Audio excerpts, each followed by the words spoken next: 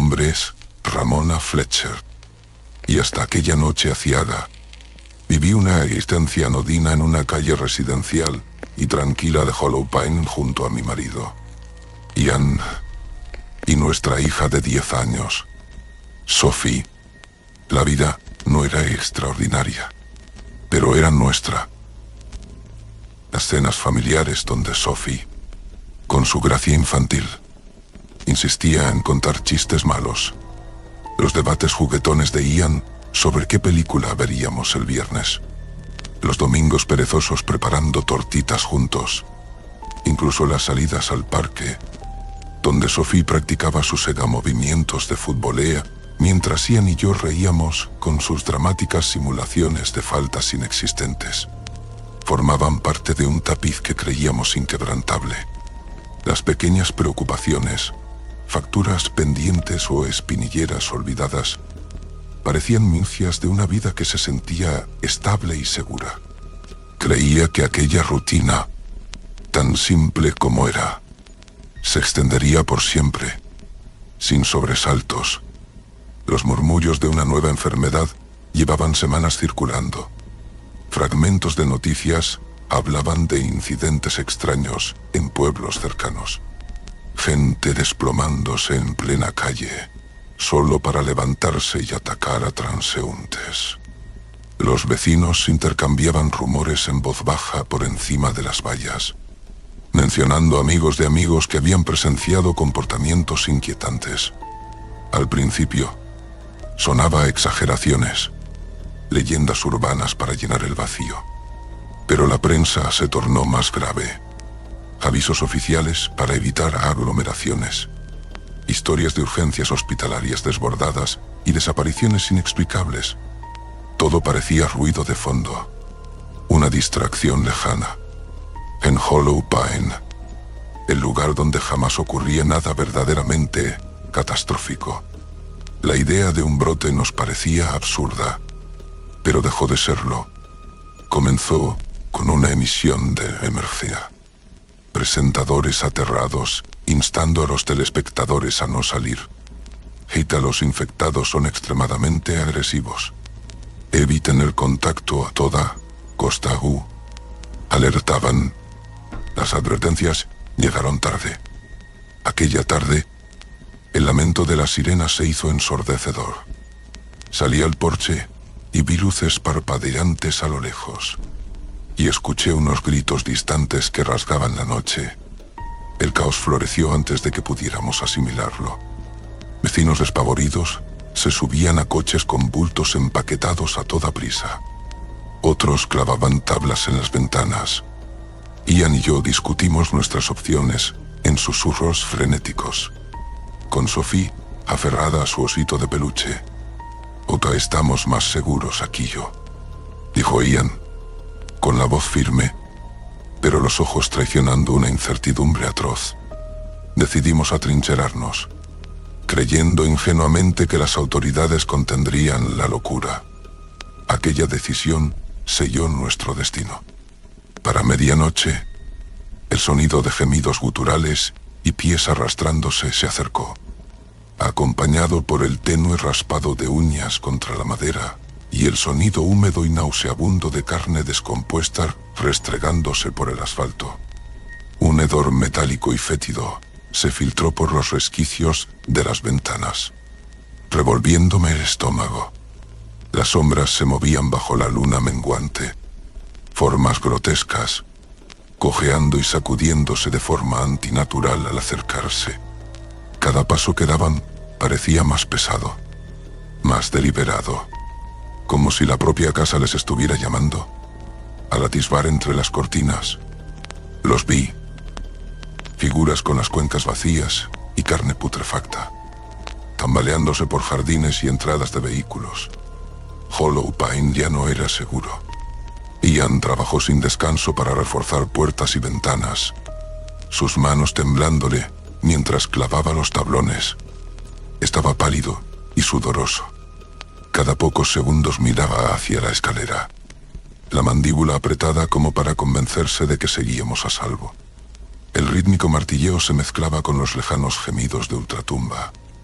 A pesar de su concentración, vi un destello de terror en sus ojos cada vez que el arrastrar de pie se hacía más fuerte. Las barricadas aguantaron horas, pero el machaque implacable de los puños de los muertos vivientes fue demasiado. Aún puedo oír el crujido de la madera al astillarse, el sonido que marcó el principio del fin. Nos replegamos al dormitorio, atrincherando la puerta con muebles. Ian empuñaba una pequeña pistola, con los nudillos blancos, mientras yo estrechaba a Sophie contra mí. Los infectados irrumpieron por oleadas, sus formas grotescas invadiendo la casa. Ian disparó. Los estampidos fueron ensordecedores en el espacio cerrado. Por un instante, pensé que podríamos resistir, pero eran demasiados. Una de las criaturas se abalanzó, tirando a Ian al suelo. Él luchó, gritándome que corriera, pero yo estaba paralizada. Observé horrorizada cómo hundía sus dientes en su brazo. La sangre salpicó la habitación. Sophie gritó. El sonido me sacó del estupor. La agarré de la mano y tiré de ella hacia la ventana. «Idos». Rugió Ian, con la voz desgarrada por el dolor. No llegamos lejos. Más de ellos entraron a borbotones en la habitación, inmovilizando a Ian bajo su peso. La pequeña mano de Sophie se escurrió de la mía cuando la arrastraron hacia atrás, sus chillidos de pánico perforando el pandemonium. Traté de alcanzarla, de luchar contra ellos, pero me superaron. Aún puedo ver su cara, contraída por el terror, mientras se la llevaban a tirones. Aquel momento me destrozó. Salí tropezando, apenas consciente del vecindario ardiendo a mi alrededor. Coches volcados, calles llenas de gritos. De alguna manera, acabé con un grupo de supervivientes que me arrastraban. Sus voces me llegaban borrosas. En mi mente, el horror se repetía una y otra vez. Ian y Sophie se habían ido, y yo había fallado. El peso de aquella culpa amenazaba con aplastarme. La furia y el acero. Al amanecer, llegamos a un destartalado centro comunitario. El trayecto hasta allí había sido una nebulosa de terror y agotamiento. Tuvimos que correr por callejones, agachándonos detrás de coches abandonados mientras los muertos merodeaban. En un punto, escalamos una verja de alambre caída, cuyas aristas dentadas se engancharon en nuestra ropa. Un joven del grupo, apenas un adolescente, tropezó y se torció el tobillo. Lo cargamos a rastras durante 2 manzanas, sus quejidos de dolor mezclándose con los gruñidos lejanos de los infectados. La tensión ardía entre nosotros. Argumentos susurrados sobre si debíamos detenernos o seguir. Cuando por fin alcanzamos el centro comunitario, su fachada maltrecha y sus cristales rotos parecían una fortaleza comparada con el infierno que habíamos dejado atrás. Por primera vez en horas, nos permitimos respirar. Los supervivientes se afanaron en asegurar ventanas y buscar provisiones, pero yo me quedé sentada en un rincón. Entumecida, una anciana amable, llamada Beatriz, me convenció para beber agua, sus palabras suaves rompiendo mi aturdimiento. «Oh, que estás a salvo aquí yo», dijo, pero yo no lo estaba. La seguridad era una falacia, y ya no me quedaba nada por lo que vivir. La pena me consumió durante los días siguientes. Pasé horas mirando al vacío, reviviendo el instante en que la mano de Sophie se escapó de la mía, su rostro de terror obsesionando cada parpadeo. La comida me sabía a ceniza, y el agua se sentía pesada en el estómago. Cada vez que cerraba los ojos, escuchaba el último grito de Ian y los llantos de Sophie. Evitaba a los demás del grupo. incapaz de mirarlos a los ojos sin sentir el peso de su silenciosa lástima. Las acciones más simples, beber, respirar, se sentían como traiciones, como si sobrevivir significara olvidar la vida que había perdido. Apenas comía ni hablaba, pero a medida que se filtraban noticias del colapso total de la ciudad, una nueva emoción comenzó a bullir bajo la superficie. La rabia.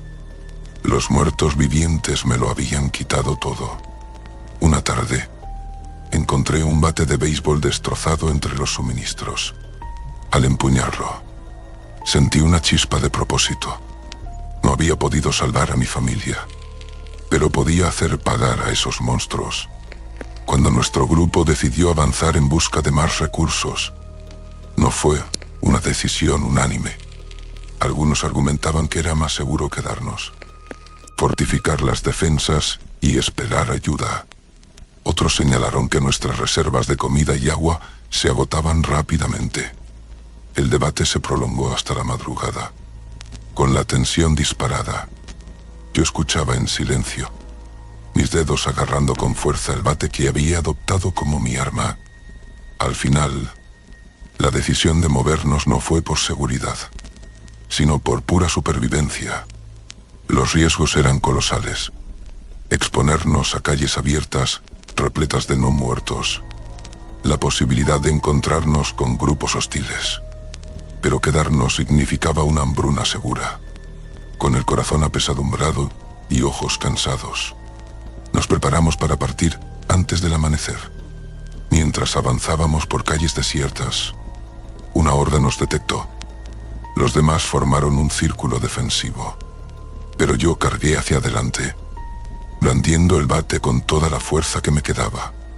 Cada golpe se sentía como una venganza, una pequeña retribución por lo que había perdido. Escapamos con vida, aunque no sin bajas. La muerte de 2 supervivientes no hizo más que alimentar mi determinación. El precio de la supervivencia y la mirada al vacío. En un supermercado desolado, nos topamos con un hombre llamado Carl que acaparaba provisiones. Su rostro demacrado estaba marcado por días de insomnio, con ojeras oscuras sombreando sus ojos huecos. El sudor le brillaba en la frente mientras se aferraba a una escopeta, el cañón temblando lo justo para delatar su miedo. Iba desarrapado, un mosaico de manchas y rotos que contaban una historia de supervivencia desesperada. «¿Y que nos vais a llevar nadao?» graznó, con la voz ronca por la deshidratación o el pánico. La mirada frenética de Carl saltaba de nosotros a las estanterías de detrás, atestadas de latas y agua embotellada. Claramente había luchado por reunirlo. Parecía un hombre al borde del abismo, dividido entre defender su botín y desmoronarse bajo el peso de su aislamiento. En ese instante, no era solo un acaparador, era un reflejo de hasta dónde nos podía llevar la desesperación. Nos amenazó con la escopeta, la voz temblándole, la desesperación grabada en su rostro, pero también en el mío. «¿Es que tenemos niños en nuestro grupo?», suplicó Beatriz.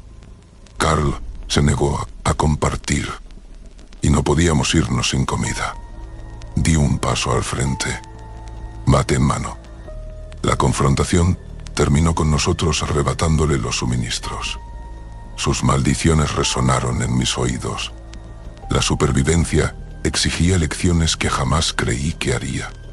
Al despuntar el alba, nos detuvimos al borde de la ciudad. El horizonte estaba pintado de humo y fuego. Las calles, antaño bulliciosas, ahora estaban inquietantemente silenciosas, sembradas de vehículos volcados, cristales rotos y alguna que otra figura arrastrándose. En la distancia, el olor acre a madera y goma quemada se mezclaba con el tenue regusto cobrizo de la sangre. Nuestro grupo se mantuvo en un silencio incómodo, algunos aferrados a armas improvisadas, otros simplemente observando la destrucción con asombro. La mano de Beatriz temblaba mientras se ajustaba el pañuelo, sus ojos escudriñando el horizonte en busca de cualquier señal de esperanza. El miembro más joven, un chico apenas mayor que Sophie, sorbía por la nariz en silencio, su cara pálida y manchada de hollín. Cada uno de nosotros parecía cargar un miedo distinto, pero nadie lo verbalizaba. Las ruinas de la ciudad se sentían vivas, un depredador esperando que cayéramos en sus fauces.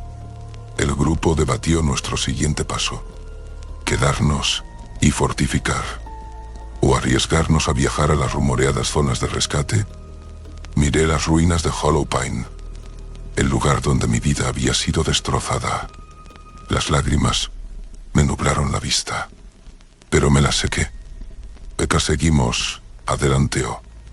Dije, con la voz firme. Beatriz me puso una mano en el hombro, sus ojos llenos de una comprensión silenciosa. Los demás asintieron, buscándome como guía.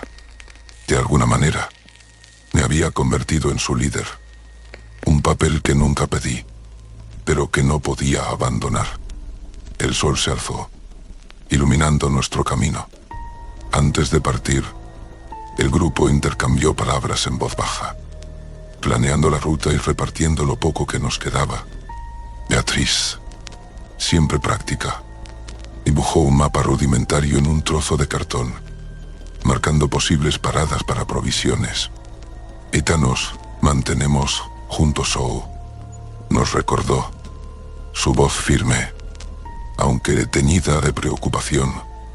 Otros preparaban armas improvisadas, una llave inglesa, un trozo afilado de varilla, mientras los más jóvenes repartían botellas de agua en silencio.